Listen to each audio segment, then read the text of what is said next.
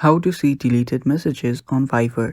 Hello guys, this is Atticus and welcome back to another tutorial video. In today's video, I'll teach you guys how you can see deleted messages on Fiverr. So without any further ado, let's dive right into it. The first step is open up your Fiverr.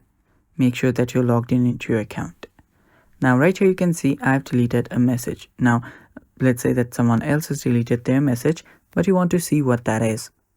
So the thing that you'll actually need to do is, there is a little trick, is that before they delete a message, you must have backed up your Fiverr. Now to do that, head over to the more on the bottom right, tap on your account. Then on the top, you will see Fiverr backup. Tap on it.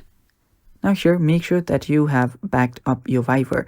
Now backing up your Fiverr before someone deletes their message will just back up that message as well. And whenever you restore it, you will be able to get the message that they have deleted. Now, if they delete it after you've backed it up, there is no point, because you can simply restore it and see what they have sent you. So simply back up your Fiverr before anyone deletes it, and then you can restore it. You can tap on the Restore Now button to restore your chat history. And that's basically how you do it. And that's all for today's video, guys.